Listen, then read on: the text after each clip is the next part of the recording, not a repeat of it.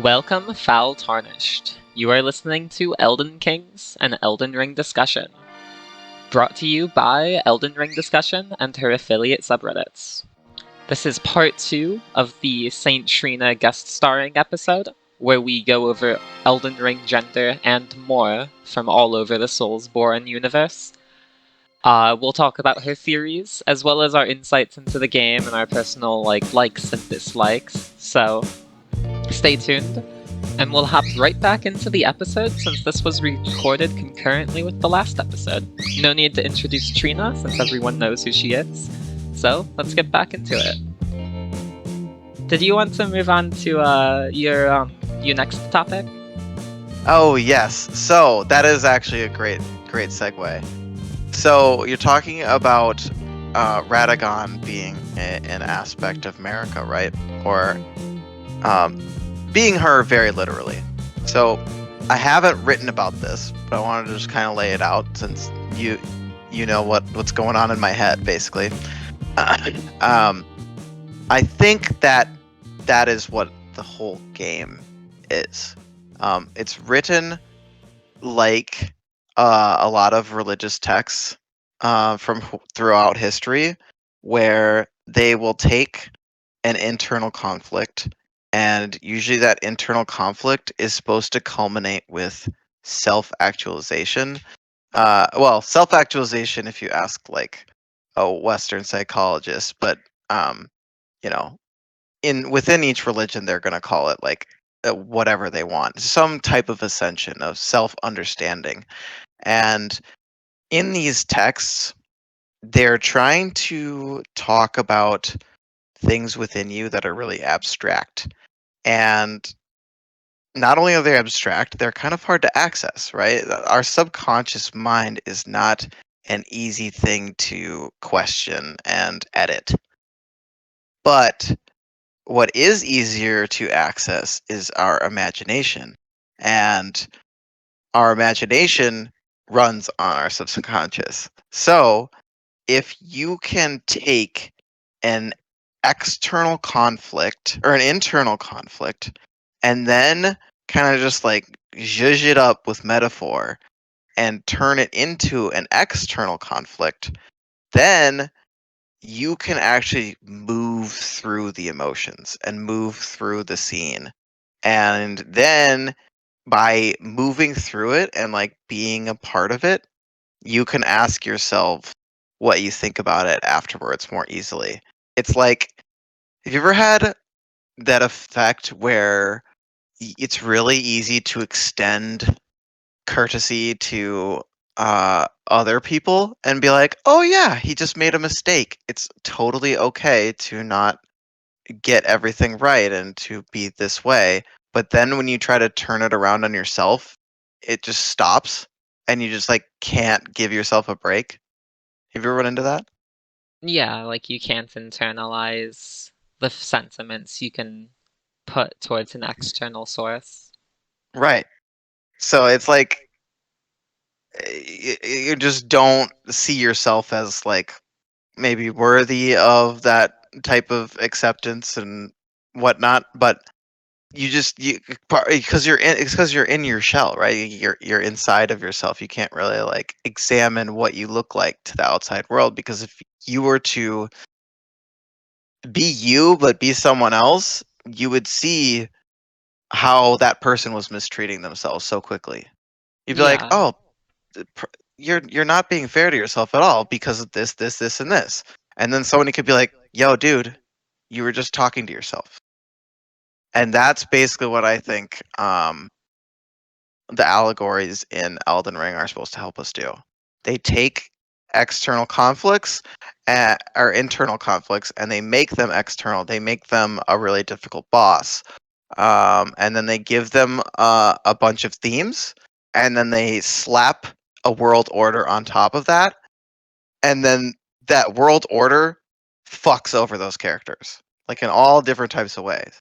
And then us as the viewer, we see how those characters got screwed over when they went down path XYZ. And then we get to kind of be like the one collecting all the ones we like and the ones we don't like.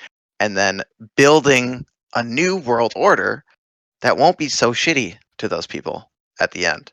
And they don't really give us like a perfect answer, which I'm thankful for. But yeah, I think that's the point. We're supposed to like go through the game and think about war, think about our parents getting divorced, think about our issues with body dysmorphia maybe and things like that, and just kind of like confront them. Like when you're confronting Radagon, for example, you could be confronting like the very base feeling of like wanting to be important in your community or in the world, or just or maybe it's more about like being afraid of fate. I guess I haven't thought that one all the way through. I But mean, anyway, it's a complicated thought. I get that. Like well in yeah, many so ways, defeating a boss is an accomplishment, and it provides a catharsis, and that catharsis helps ease you through whatever emotional pains you're going through, or like whatever emotional pains you're thinking through that are thematically implied within the game. yeah. Yeah, and it's like none of okay, so here's another thing to add on top of that. None of these characters that we're fighting are inherently good or inherently bad. They are just little machines that are being affected by the world around them, and we have to determine whether the way they interacted with it was good or not. um, so in that way, they just become options for us, and our subconscious can like fill in the gaps. You mean that like in choosing the different bosses you kill and the ones you quote unquote spare, you define something about your own choices and how you interact with the game's story and like your own sort of like vibe while It's you play it? Or it's slightly different. So going going through the game and fighting those bosses lets you like sit and ruminate with whatever the story is about, right? yeah, But yes. then at the end, you have to decide, like what, like the classic debate of like, was Millennia a good guy or a bad guy? Um, Oh, you kind of okay. have to like, you have to put like the moral judgment on it eventually. You can't like, you can keep splitting the atom, but like, you have to say like, do I want? Is this a hero or not? Is it like something worth aspiring to? Is this a champion that I will follow? And you do that, and to me you just do that implicitly. It's not necessarily something that like the ones you kill are the things you've been thinking about that week. It's just like something that happens by osmosis, because Mm-hmm. that's what these stories are about. It's just like you end up doing it on accident by Yeah. deciding who you like. Yeah, deciding your favorite character, partaking in arguments online Right, about who was in the right, who should have won.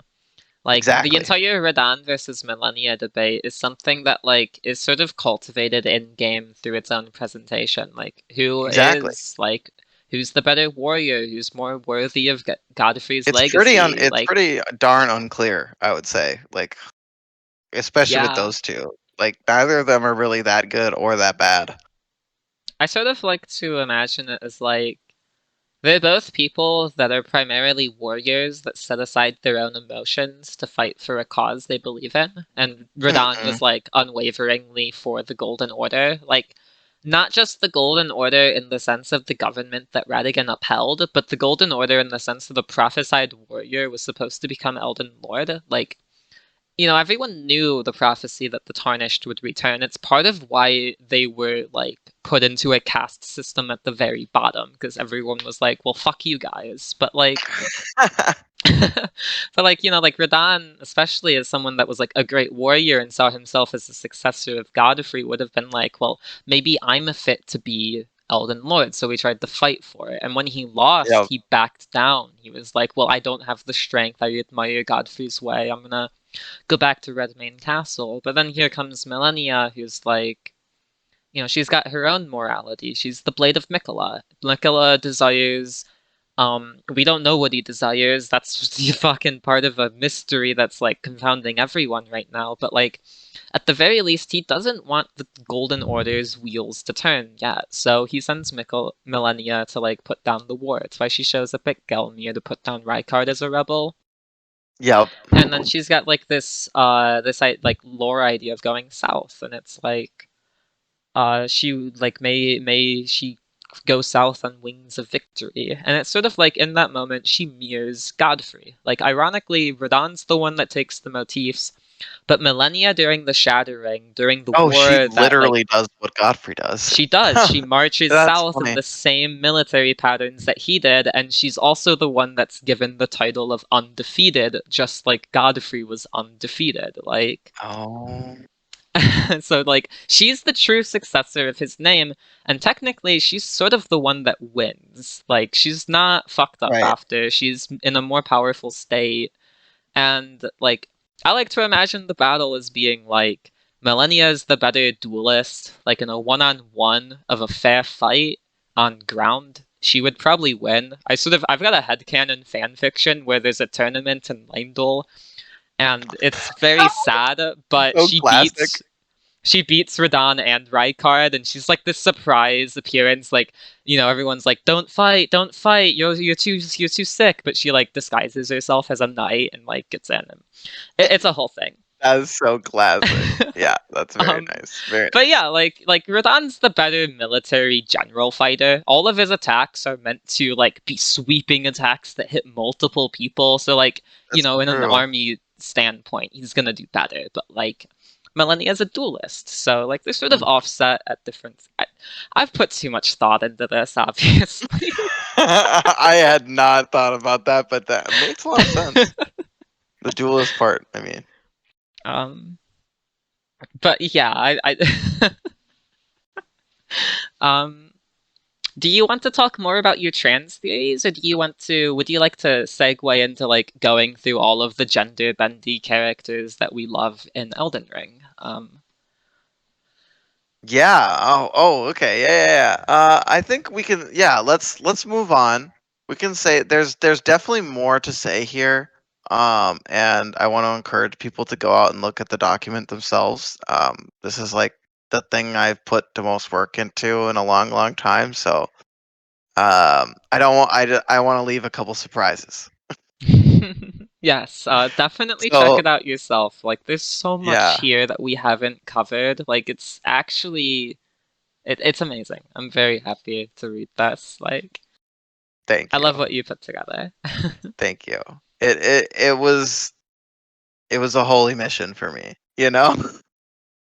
I mean, seriously, like I recognize that like a lot of big lore content creators are gonna make what's interesting to them and like focus Yep. on like big parts of the lore, but like, you know, Radican and America and like gender as a vibe and how it's portrayed and how it's used in Elden Ring is very much like its own sphere of topic. Like I briefly brought it up at the It's so beginning, complex.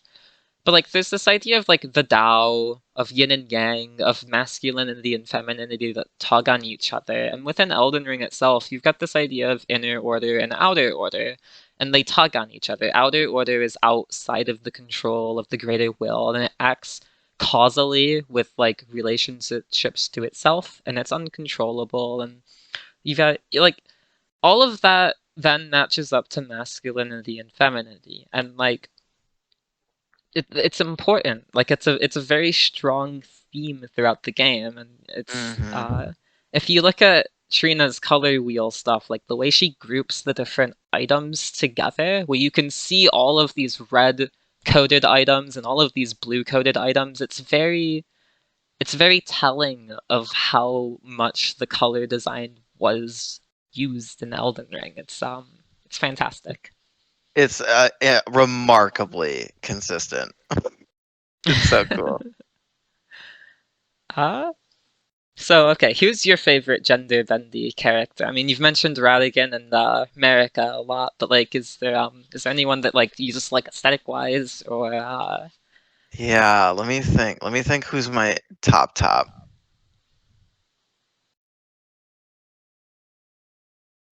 I think St Trina is my top. I almost want to say Rodrika. I mean not Rodrika. Raya slash Zarias. But like hers is just slightly different in that like I feel like her story is designed for someone who's just like a tiny bit younger than me. So Raya and Zarias are super cool because they bring up a lot of the themes that Sekiro was playing with, about how your parents' worldview, whether it should shape yours and how much it should shape yours. And she, by the end, fully decides she's not letting them shape her worldview, and that's super cool. But I was just already done with that by the time Elden Ring hit me. You know, I think it's just like a slightly different story, and my experience is more in line with how Mikola walks through the world, where like um, the world sees Mikola as a man, but an effeminate man, and that just kind of like puts him in a weird spot socially in general, I would say. Yeah, in some But ways like, it's like, uh, you can finish. okay, yeah. So, but his adult form, his like Saint Trina form, is so like powerful and sure of herself. She's always like being described in like this powerful way. She's depicted with her third eye open in her torch and stuff like that. So that's kind of what I feel gender feels like for me going forward. It feels like more certainty. And so that as a message really resonated with me. Yeah, That makes that's a why I lot like of it the best. sense. You know, like Yeah. you emotionally past Raya, even if you relate to it, and then you move on Yeah. to Saint Trina, and it's something that Right. resonates more with you in the. It's just about just like a matter of like taking my dream self and like putting it into reality now. You know, Yeah, I didn't even know I had this dream self inside me like 2 years ago. You know, it's crazy. yeah, But like once I got past the point of like, are you in denial? Are you in denial? Are you in denial? I like asked myself that every morning, and I was like, yeah, I'm probably in denial. And then eventually I just like stopped asking. So yeah, yeah. It's one of those things where if you have to keep asking yourself about it, it's probably because it's like on your mind, not as a question, but as a growing certainty, and that's right. difficult as a thing to come to terms with, but is, you know, It's scary, yeah. but it's very empowering. It's a very empowering moment Hmm. once you stop fighting it and say, okay, what am I going to do about it? Yeah, you start growing, you're not repressing a part of yourself that's unfolding. You're not like folding inward as a result, you're folding outward. If we go back to the Yep. beginning, you're unfurling. Yeah, yeah, totally. And I uh, think that's what Marika almost did. She was so close and then just like didn't quite make it. That's what I think we're supposed to take away from a lot of like the main characters, is that they almost had it, but they're missing yeah, something. the hero strove to be complete, but Yeah. there's always a catch. Always a catch. And maybe I that's like. that's a greater truth, is that we're not going to reach perfection. We just but um continuing to strive for it is worthwhile. There's I think it's Hindu or Buddhist. There's this idea that what is inside of you is divine and is always being reborn, but because it is reborn into earthly flesh, into dirt and clay, it is inherently imperfect. It's a perfect thing held within an imperfect vessel. Hmm. Um, so, yeah. I definitely like that way of understanding self. Yeah. And that is another big thing in the game in general, is just like presenting to you lots of different ways of understanding self. And then being like, no, no, no, no, but what about this one? Ooh, but what about this one? Ooh, but you're dead, but you're not dead, but you're alive. You know, it's just like there's Yeah, a lot of blurry identities. there's a strong idea that like everything is connected, causality, everything is in relationship to each other, and then like heresy is but a contrivance. All things can be conjoined. There's many Yeah. truths, and all of them have a validity, and all of them have their own place, and some of them and all of them fit together in a way. Like everything is not in a vacuum. It's like you said. It's really Go on. it's really shoot. I'm sorry. I lost the thread. No, Go you're ahead. okay. I think I lost it too. But I guess St. Trina, when I first read that description where it's like St. Trina appears to some as a comely lass or a young boy or an elderly man, I like immediately sent that in one of my chats and I was like, I just put trans rights under it as the subtitle, like Elden Ring Yeah. said trans rights, and Yeah. like that's so much of the vibe. Like Saint Trina as like this person that embodies so many aspects, but like primarily among them is like femininity. Like Mikola as in some ways a repeat of Gwendolyn. Like he's someone that's born, I won't say Yes. imperfectly. Elden Ring describes him as imperfect because there's this idea where all of America's children with radican are imperfect because like they're the child of one god. But like Gwendolyn couldn't take the throne either after Gwen left. And like Right. I feel like there's a bit of a connection, a through line there, but like more of that's Oh held with yeah. Morgott being unable to take the throne, and he's got like an actual honest to god curse fucking his entire soul up. So I think it's somewhat justified how they wrote it in Elden Ring, and they sort of knew that, which is why Mikola has his own newer story, even though like they're both Yeah. divergent paths of what Gwendolyn was.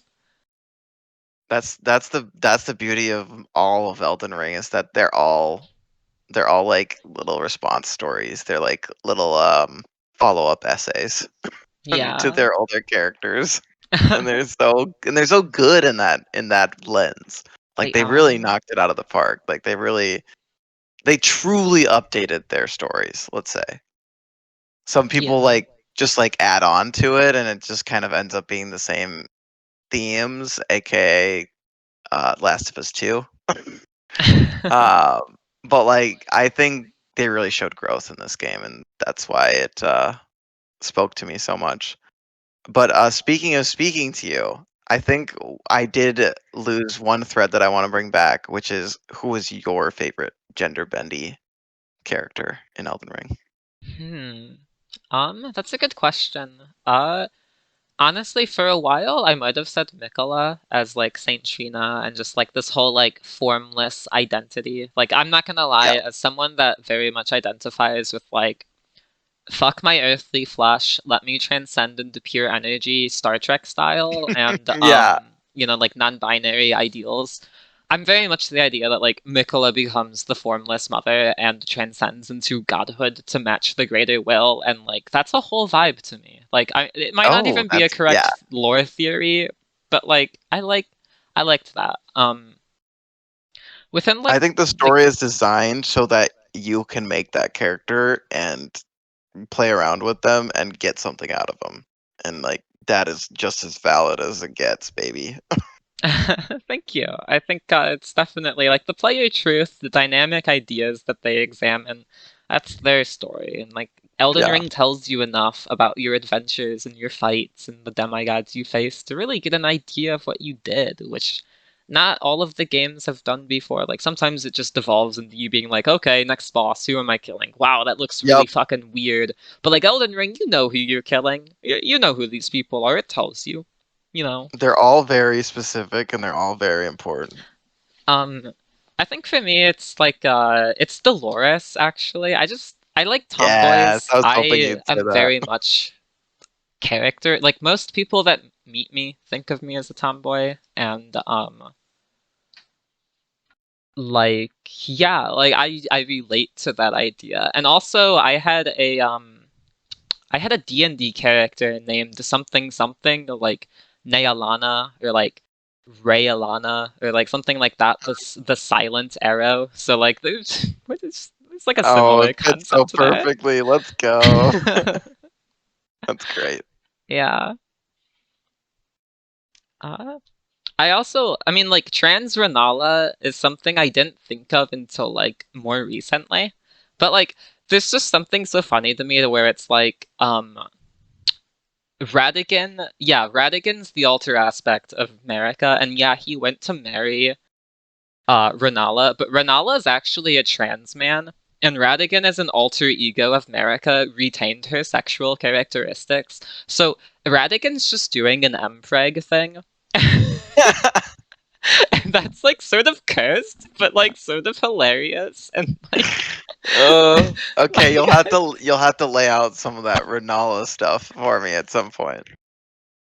I mean, there's like nothing really there. It's just Yeah. that what if Renala was like a trans feminine assigned male at birth Yeah. sorcerer that just like saw the moon and the moon made her super beautiful and like that was her Oh, speed yep. running hormones, and then she goes to Liurnia, but like she's still fertile because it's like, you know, cosmic magic and shit. Yeah, And yeah. like The rules Radigan don't is matter. secret, you know, like he's like, okay, preceptors, I need 9 months to myself. Don't let anyone see me. Well, plus they have an outside egg. Like they're doing intro via whatever type crazy science babies. So like none of those rules need to work the same way. Yeah. The Carrion royal family were all test tube babies done in Yeah. utero with a surrogate mother, actually. They used bone marrow from There you go. Radican and There's bones Renala. all over the game. Theory confirmed. Yeah. Um, who else is trans or gender coded in like a fucky wucky way in Elden Ring? Yeah, so we said Merrick, okay.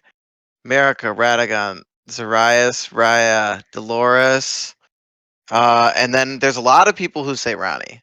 I haven't been sold on it yet, but like the fact that she doesn't have a body is like very it's like a classic more hidden gay metaphor type thing. Like not I having can a see body or that. yeah. But there's the thing is just nobody's really like put it all together and like truly sold me on it. So Yeah. that's like a little maybe thumb on the end here. So that's like 6, I think. Okay. There might be. I Definitely feel worth like I'm mentioning. forgetting someone. There's Nephili and Millennia as people that like aren't exactly gender like Right, transitioning, but they're very right, much breaking the stereotype of where they exist. right. And I think, and so that goes into something that I haven't even gotten close to writing. Or no, I am gonna write about it. I'm gonna be writing about it. Well, sort of. So there's basically a lot of ladies who are subverting older From Software lady tropes in this game. And that's basically what I'm going to write about next. Is like comparing the older feminine characters to the newer ones in Elden Ring, and how I think they did a good job of updating them and having them be commentaries on their older iterations. So yeah, Um, that'll be fun. yeah, that sounds really interesting. I am excited to see what you come up with. Thank you. Like see how the thoughts finalize over time. I think we're like getting to the sort of closing segment of the podcast. We might even make it Yeah. a two-parter.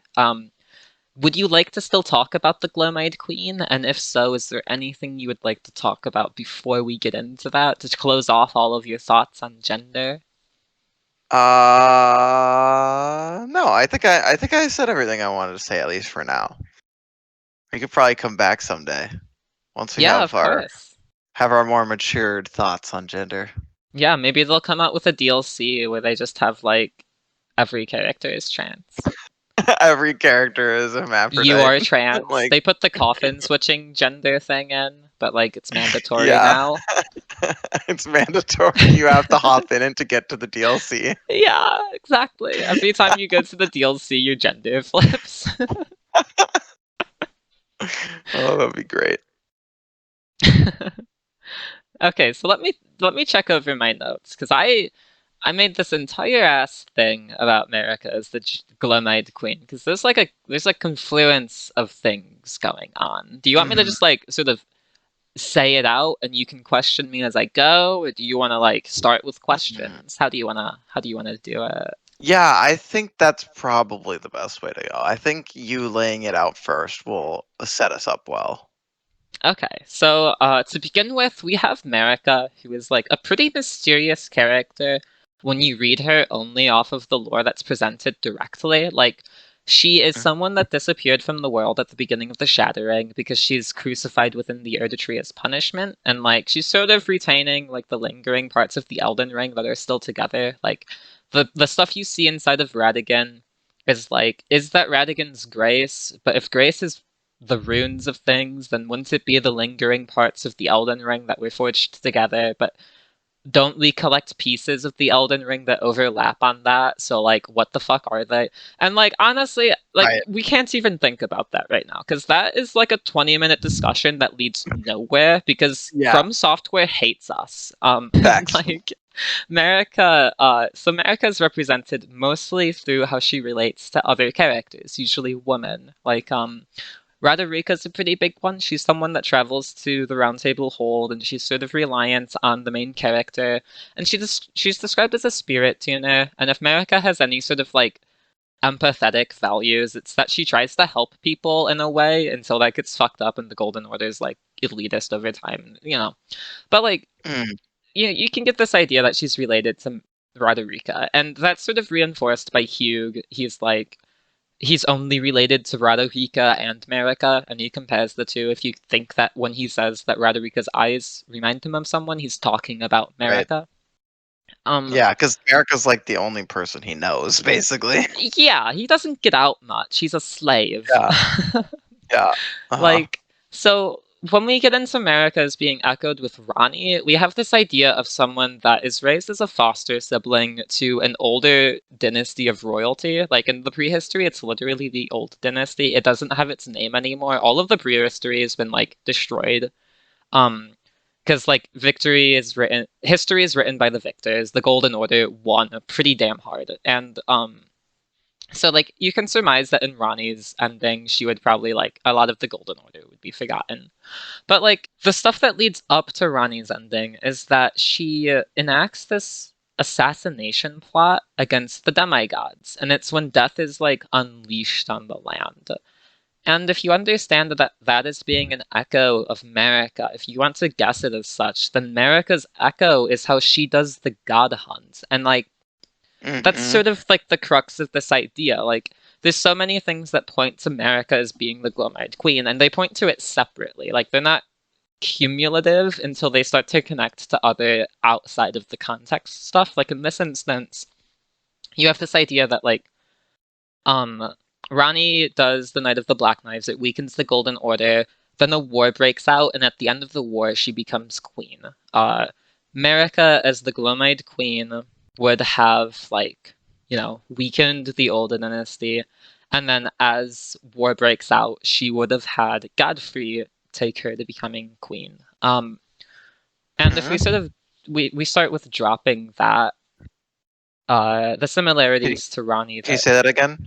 You cut off a little bit. Just say the last sentence one more time. Oh, sorry. I think I was just ending with like just saying that they were similar quest lines again. um, Mm-hmm. uh, so like after that, we can sort of like consider Marika as like, why would she be the Glomide Queen? Like all we know about the Glomide Queen is that she was an Empyrean. So why would Marika be that? I mean, if we look at it from a metatextual sense, Marika as um being an echo of Nishandra from Dark Souls 2, who was married to Vendrick, who Godfrey echoes, because Vendrick Yep. has that idea of going to the tombs out of shame of his like lack of kingship, like his inability. Godfrey, at the end of his reign, he's like, I'm not fit to be king, and he's banished, and he accepts it. Yep. And then you have Marika, like, Nishandra is a daughter of the Abyss. Her flip side is that she has the Dark Soul innate to her. So Marika's flip side would be that she has the Dark Souls equivalent innate to her. And the Dark Souls equivalent is Destined Death, which exists as the Yes. shadow Right. of the Elden Ring. Like the Dark Soul is the shadow of the first flame. It grows as the first flame diminishes. The Elden Ring doesn't grow. The Destined Death doesn't grow as the Elden Ring diminishes, but like if destined to death were to be natural to the world, then one day the Elden Ring would like die, the world would die, if you like think of it as fate. So America's got that like dualism that's reinforced metatextually, but also like the entire game of Elden Ring is about dualism. Like if you look at Yura, who is like an NPC, his whole thing is that he's trying to save his lover Eleonora from the fate of the Bloody Fingers. So he's the Bloody Finger hunter. He's getting revenge while he looks for her. But when you meet him, he's like, "Don't have compassion for Bloody Fingers." Like he's fucking Batman about it. Yeah. And like he's being double-faced. He's actually hurting a lot inside, and he's trying to save one of the Bloody Fingers who he still feels compassion for, even though she fucking kills him. So like dualism. You know, like the entirety of Volcano Manor is that you go there and it's like everything's hunky-dory, but actually the Lord is a snake and he eats people. Dualism. Like, you know, it's everywhere. So I think it affects Marika too, as like one of the prime characters of the thing, reinforcing that the Glowmite Queen is named as an Empyrean. That seems to imply that like if she's an Empyrean, then which Empyrean is she? Like, unless she's just some unique Empyrean, which is possible, but the fact that they reference her as such feels unlikely. Almost, that like, yeah, it almost never happens in From Software games. Exactly. When you're using like a special title like that. And if we set up the timeline of it, like the Golden Order is built off of two ideas, that Marika is the one true god and that destined death is sealed. So from the get-go of that, from the get-go of the Erdtree's conception or shortly after, when the Golden Order wins most of their wars and becomes, like the Erdtree becomes the embodiment of order, is how it's called. It's like anyone born after that time couldn't kill any gods, and they couldn't get their hands on death. At the very least, not until Ranni does, which is why Ranni symbolically mirrors the Glowmite Queen rather than being her. And then when you get to Melina as the possibility of the Glowmite Queen, it's more so that you've got, like, Melina's mom was the Glowmite Queen, and she knows how Destined to Death works, and she's like, hey, when I was a young glass like you, things were sort of fucked up. Like, there was this whole ass fell god on the mountaintops spewing chaos everywhere, and, like, we needed to stop her. So, like, I killed her, and, if you, like, when the shattering thing happens, if your tarnished becomes unfit by getting the blessing of the three fingers, then you have to kill them too. So, like, here's where Destined Death is. You can get Ranni's body. It's on top of the Divine Tower. I've got it figured out for you. Just, like, do it. And, I don't know, like, that's how I've characterized it in my head. Does that make sense? Yes, it does. And also, I think one thing that people are quick to dismiss is how, when we're at the churches of America, which are like the most holy, cosmically associated with her places, Melina like closes her eyes, and when she's quoting her, it seems like she's channeling her to me. I would agree with that, yeah. Yeah. So furthermore, I don't remember which item this is, so I'm praying you remember. There is some item that refers to either Marika or the Glowmite Queen. I can't remember which, as the Queen in Black. And I can't friggin' remember where it's from. Let me see. Really? I don't remember any dialogue like that. That's fascinating. Let me just see in Black. No.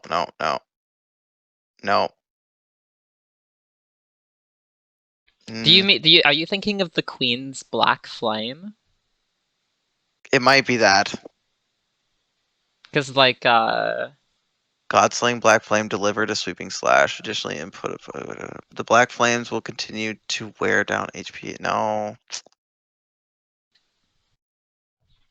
Dang. It might be something that was cut, honestly. This is like something I heard one time, and I've been like thinking about it ever since, and I can't prove to myself whether I dreamt it or not. That's so valid. Sometimes the lines between headcanon and canon become blurred. Yeah, Heresy is but a exactly. contrivance. But One yeah, thing. but Glowmite being the goddess of death, she would be naturally wearing black or purple, right? Like those are the two options, and black and purple are very related regardless. And I always thought it was pretty weird that Marika wore a completely black dress.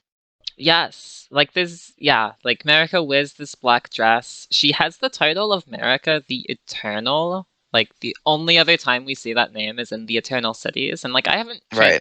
I haven't confirmed that. I probably should if it's the same Japanese term, but I feel like it is because of how cool this localization is and how keenly focused on Oh no, details it it is. is. I heard somebody confirm that a Yeah, while so back. like if like Marika the Eternal, it's right in the name that she had some relationship to the Eternal Cities. And For like, very night associated. yes, because all of the Eternal Cities are anti-greater will. They want an age of night. It's Right. like it depends on like the cities. Like oh, this is actually a fun theory. This is part of it. Okay, so Marika is probably the one that hires Fia. Fia being the like Mm, person that's trying to enact Godwin's rise. And if we assume Marika is like, I don't know how much you're into my theory where Marika killed Godwin to get an early age of Duskborn so she could fix the Elden Ring, quote unquote, I with an think age of you were Duskborn. you were talking about that with Asa, right? I think so, a little bit, Yeah, yeah. I remember Um that. well, I guess it's like if you imagine the continuation of that as like Marika being basically like, well, I can't determine if this will work, and obviously it failed, but I'm gonna try and get him raised again. So she has Fia. Fia is implied to be a night maiden. Like she's from a place far, she's from Right. like a foreign land, and Fia's mist is basically the night maiden's mist, in visual details. And Yes, true, true. yeah, so like there's this idea that Fia's going back to her homeland of the nameless city, and like that's where she's enacting the plot. So Makes you sense. have this idea that like Nakran wants an absolute void of darkness, which is why they forged the ability to kill the two fingers with the Finger Slayer blade. But they're so Mhm. nihilistic that they kill themselves doing it. Like the Finger Slayer blade is somehow made from their like collective souls or flesh or something, and it's why everyone's dead. The other part of Nakran is that it's called the Sleeping City, which is possibly in reference to Mikola being nearby, but I don't know how much of that is like Nokron whatever. is the sleeping city? Yeah, Knockron the Sleeping City is how it's called. Mm, mm. So then you've got On the Noxol. Not Noxol. I'm getting ahead of myself. You've got Noxtella, which, like, yeah. Noxtella wants an Age of Stars. They're associated with Raya Lucaria. And, Okay. obviously they want an Age of Stars. So if, like, the idea is that Renala wanted an Age of Stars, she was probably working with them. But then they have this idea with the Dark Moon. The Dark Moon might have represented their alliance with Renala that gets shattered by the stars. Like it's it's Estelle coming down and he shatters it.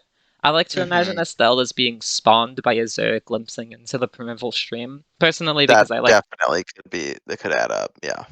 yeah, because like you can get this idea. I wrote a fanfic about it. It's not finished because it's like supposed to be like 7 chapters, but like the beginning of it's there where it's like Azur and Lusat have like they do their like Graven magic sorceries at the school for the first time, which isn't technically the first time in history because it happened in the prehistory when the first Primeval Sage saw the Primeval Current. Like he had to do it. Mm, That's why you find the basketball heads up there. Um, I think at the Elbenoric Rise. Uh, I don't know. Um, but mm. like there's this like Azur and Lusat. Azur like Azur gets arrested. It's why he's found in Gelmir, where like the Inquisitor lives and where like prisoners and dissidents are taken. And then Lusat flees to the wilds, his homeland Celia. But obviously the Celians are like, oh well, let's just throw you in a cave. You'll be okay. You're right. But yeah, like when we finally get to the Nameless City, it was destroyed so long ago that EG references Noxtella and Nokron as the twin eternal cities. Like, he doesn't even know that the Nameless City exists. It's defended, Yeah. it's got gargoyles there. It was probably So it's the destroyed when, four like, trolls. since EG's more of a troll than a giant, or at least he's kind of like an in-betweener almost, isn't Yeah, he's like the trolls and the lesser giants are like the same thing. And it's like they he? Right. existed back when the Golden Order like attacked, because some of them sided with the Golden Order Oh, right. willingly. But like I imagine EG is like a descendant of one of them, or possibly Yep. one, because like he knows Renala well enough that Renala's like, hey, do you want to be like the caretaker of my children? Like he's like, yeah, sure, He's man. been around for a minute. Yeah. Uh yeah, the Nameless City. So like, yeah, even though EG's been around for a while, he doesn't know everything. So he doesn't know like the Nameless City's vibe. And something specific to the Nameless City is that it might have been where the Newman lived, since you find a lot of Newman runes there, the most ever.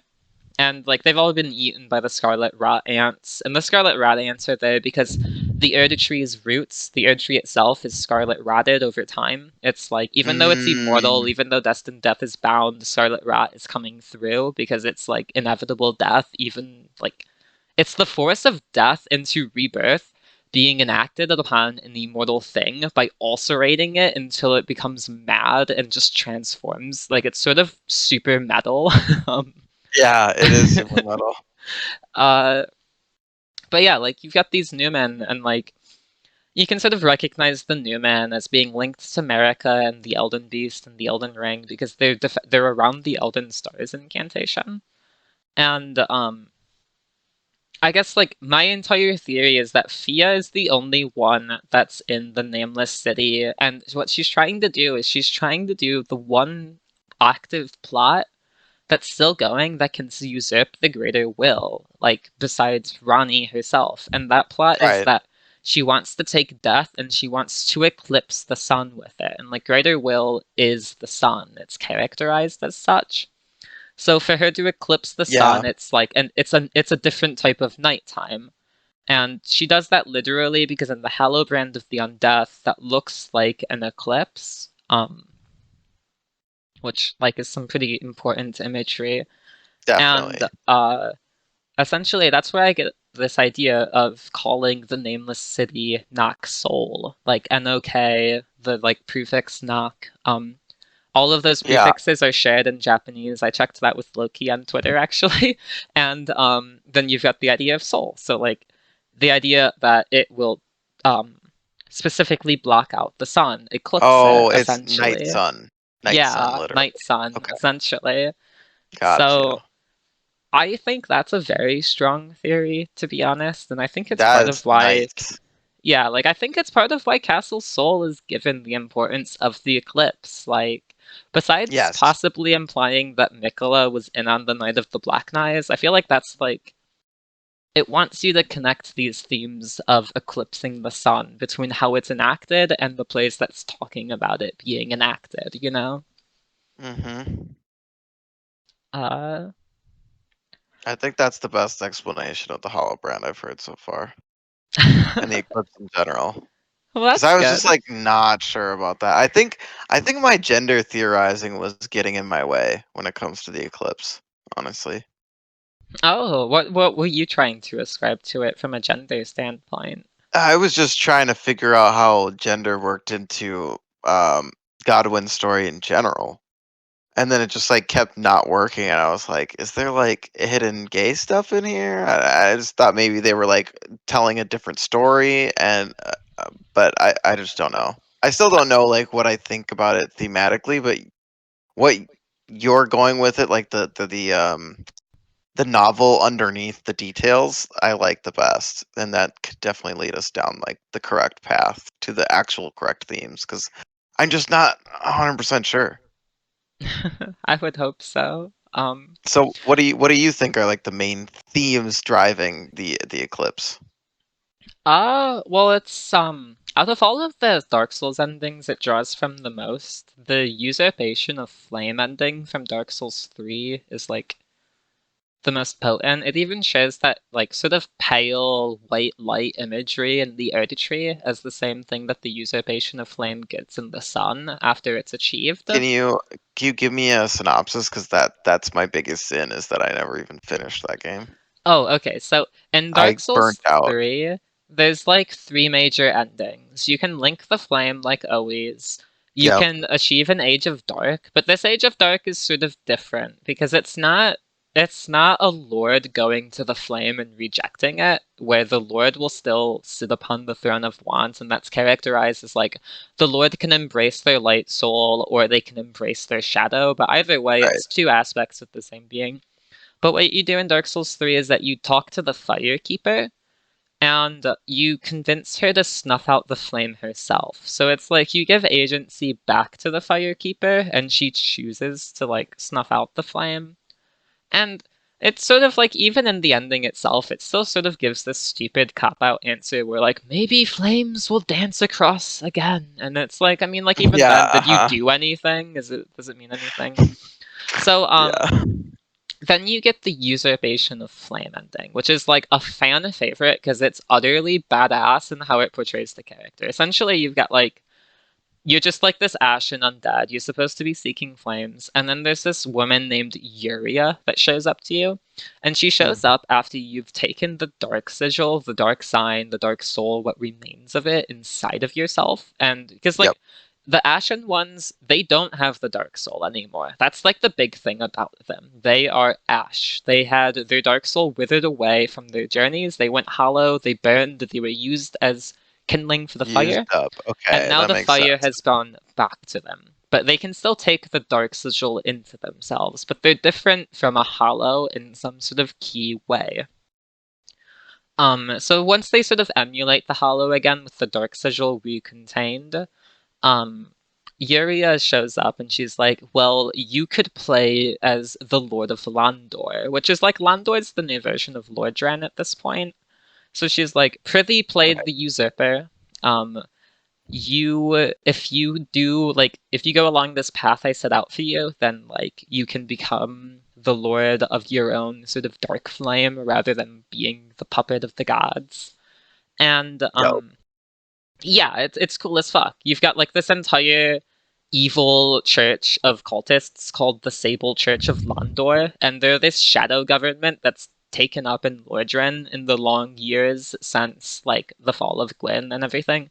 And none of that makes sense, sort of, because Irithil's built at the base of Anor Londo. So Lordran should be nearby, but it's nowhere in game. But like land and time is convoluted, so fuck you. And like that's whatever, it doesn't matter. Uh, but anyway, it's like along the way you have to do like this heartbreaking thing where there's this hollow called Henri, and like their gender is mirrored against yours, and you get to marry them, quote unquote, because marrying them is them getting assassinated and ruining their really feel good quest where they go and try and avenge all of their orphan friends who got eaten by a giant slug man, which is like, you can help her do that if you protect her and don't let her get assassinated by this evil woman. But no, most people just like go and assassinate her. And then you take her corpse and you stab it in the face so that you can like symbolically marry it and like become married to Hollows. I don't even understand why that's What? necessary. It's just a thing you do, and it's like, okay, you're ready now. Like that's what you need. Needed a good stabbing of a corpse. So on top of that, what you do afterwards is that you do that same Firekeeper ending, which you give her the flames so that she can snuff them out. But rather than letting her snuff them out, what you do is it's like a Maiden in Black moment from Demon Souls. Like she's in this vulnerable moment where her back is to you and she's like coaxing the fire, and you walk up and you slap her and she dies, and then you crush her head into the dirt and you take the flame for yourself. So like, Dang. yeah, it's metal, it's evil, like undoubtedly evil, and like a Weird. major theme, in my opinion, that's with it is that, like, if you do it, yeah, it feels good and it's cathartic and fuck the first flame, but you're making the same mistake Gwyn did. You're Try tampering it. with the fundamental metaphysics of reality because you think you know better and you think that your way is the best way. But, Yeah. like, I'm sure there's gonna be someone that kills you in 3,000 years that's like, oh, what is up with this asshole? Yeah. Like, This guy's an idiot. And like I feel like that's mirrored in the Age of the Duskborn, if we're gonna circle back Okay. to Elden Ring, because you have this idea that like the Dark Soul is banished from the First Flame, Destined Death is banished from the Elden Ring. That's caused innumerable problems, but we can reincorporate them and maybe it'll be better. The Age of Duskborn is very much not better, in my opinion. Like, Yeah. Doesn't the seem. yeah, like the presence of death root in the system is like it numbs all emotion, and like that numbs pain and anger, but like those are part of life. Like giving them up is not, like that's like it's a philosophy that should be represented, but it's fitting that it's the philosophy where you follow Marika. Like Marika's this nihilistic person that only cares about control, and she achieves that by like flattening out all emotion and life into undeath. That's Like what she kind of does with her character too. She's like not a very outwardly affectionate mother. She doesn't like, she just only wants to strike fear in people. And that's about it, as far as I can tell, like characterization wise. yeah, I try to write her as like, I guess I say, like I'm writing fanfic about her obviously, Right. but like um yeah, she's not an outward person. I Yeah. like not a lot of people have read Dune, and even less people have read Dune 4. So it's hard to like use this as a useful illusion, but it's like Dune 4 is all about this guy called Leto. He's the God Emperor. He literally controls the entire universe. And he's trying to ensure that the universe doesn't destroy itself when he's gone. He's like ensuring his golden path, quote unquote. And like Merrick is this person that controls the entire universe. She's the queen goddess, and she's trying to ensure that once she's gone, the universe doesn't destroy itself. So like Yeah. there's these sort of like very poignant similarities in their plots to me. And in both cases, they in some ways plot their own deaths. Like Leto allows things to happen in political dissidence that will make him unsafe and allow himself to be killed, to the point where he like has this spy and he's like, even if the person you're spying on should order you to kill me, then you should do it. And it's like, And then he it's like a does. plot point. We'll get right back to spoiling Dune 4 after these messages. In some recent Soulsborne news, Cthulhu Seeker, a composer on YouTube who is also on Twitter, released their latest synthwave cover recently. This time it's of the Living Failures track from Bloodborne, the Bloodborne DLC to be exact. Go give them a watch, it's pretty sweet as always. Another YouTuber, this time a lore tuber named Nadiscool, released his Dark Souls Trilogy Iceberg video as well, which is a fascinating deep dive across the trilogy. On my personal channel, I've successfully killed Morgoth and all of the demigods before him at rune level 1 in Elden Ring, which has been a fun journey to try if challenge runs are your thing. And finally, Sinclair Lore, another Soulsborne Akiro Ring podcast, has recently released a new episode concerning Armored Core that guest starred Aesir Aesthetics, who was a recent guest with us at the Roundtable Hold. I'd recommend checking them out because I found the episode quite informative. Now, for a word from our sponsors. Do you have a taste for the finer things? Are you a connoisseur of fine delicacies? Come to Friar Rico's Brew Shack in the Landel outskirts, where he's fixing up dream brew like you've never tasted before. Imbued with the dreamy powers of St Trina, and brewed with a fine grain grown on the Altus Plateau, this aromatic blend will engage your senses and leave you wishing for more. Now, let's get back to the episode.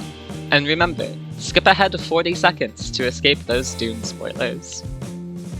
But yeah, she basically kills him. That's like, she's like, he ordered me to do this, and her faith is so much that she believes that her shooting him won't kill him, and then it does, and she has like a religious breakdown, and then she gets lasered herself because this other guy, Duncan Idaho, has like a complete breakdown because like his lover is like killed in extenuating circumstances, and it's a whole thing.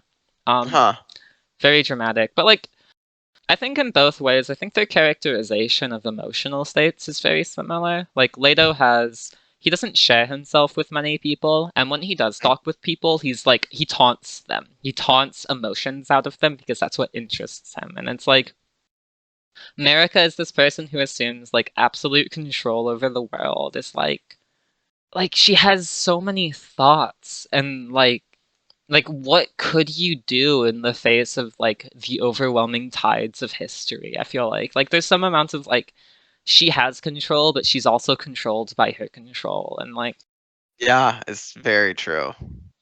yeah, I don't know. To me, I like her so much more if she's sympathetic. Like if she's someone that's like on blind faith alone, she tries to forge a new order out of the old dynasty, which is failing from like the giants going mad and deathroot spreading across the land. So she takes it upon herself to be the vessel of death until she literally can't anymore.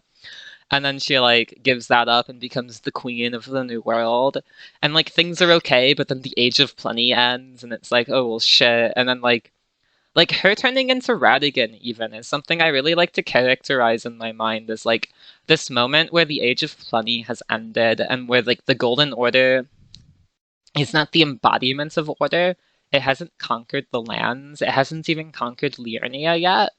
But it's like it's poised to. It still has the power, but like Marika refuses to do it because why would she? And that's where you get Radigan. Like Rani has this really potent disgust at the idea of the fingers controlling her.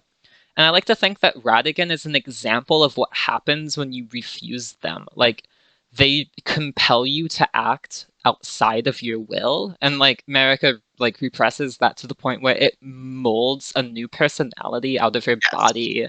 And, like, that that's is what's totally the way I loyal. think Like, about it. Radigan's the Leal Hound. Hmm. So, I'm going to jump back a little bit to bring Bia back. Oh, Okay. my dog is barking at me. How dare you? Shh. Wilbur, Okay. how could you? Wilbur. Bad doggy. Okay. So, you were mentioning Fia and how Fia is like an echo of America. Or did you say that? Is that I what said I'm she was saying? like a servant of Marika. I think, Yeah. yeah. So, basically, yeah, that's what I'm saying. So, let's pretend I'm a dissenter, and I don't believe that America hired her. Uh, it doesn't really matter because I think that thematically and visually she is supposed to be an echo of America, just like Roderica is. So like Roderica and Fia would be like two halves of the same echo, basically. And Fia's got this all black outfit, and Roderica's got this all white outfit, and Roderica's really pure, and um, Fia's banging everybody in town, right? Uh, Literally. yeah, yeah. So if you establish her as an echo, and then you say, "Oh, look, this chick has Fia's mist, which looks exactly like the Night Maiden mist, except just with a little bit of a little splash of the death goddess thrown in." Like, you have your Glowmite Queen right there, right? Yeah, a little bit. And if Roderica is like the sort of Marika side of it, it represents that very well. Like Right. Marika has the after effect in Roderica, and then there's Rani, not Rani, but Fia. And then of course, Mm, like if you're going off of dualistic portrayals of Marika in subsequent characters, like Melina and Rani are very much a mhm. dichotomy. As Totally. much as I would like to keep this conversation going, it's just 3 hours and definitely a two-parter. It has Yeah. been amazing to have you on though. Like this has been a super good discussion. We should Yeah, definitely thank like you do so another much. episode sometime. Is there anything you'd want to like shout out or like where can people find you for like your own content? Yes, the best place to find me for sure is on Twitter. My handle is St Trina with fours and ones in place of the A's and the I's. So it's S41NT TR1N4.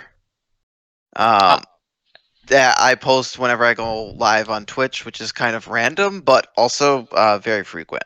So I'm streaming like randomly 3 to 4 times a week and we'd like to talk lore there. And I do challenge runs as well, like we were talking about.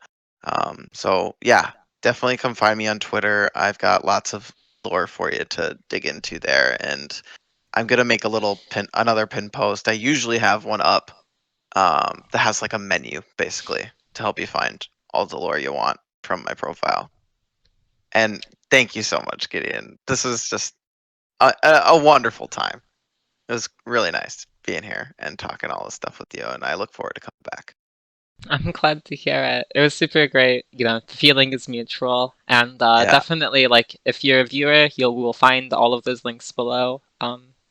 Definitely give those challenge runs a watch. They're pretty cool. Like, the HUDless Fire Giant thing was on YouTube, so I was able to catch the completion kill, and that was Yeah. cool. It's very good Yeah, I've been content. uploading all the cool boss kills, so there'll be more to come too. Okay. Once again, thank you so much, Trina, for joining us at the Roundtable Hold. It truly was a pleasure to talk with you, and I love the content we've covered today. Please make sure to check out her content below and give her YouTube channel a subscription, as well as the Twitch account.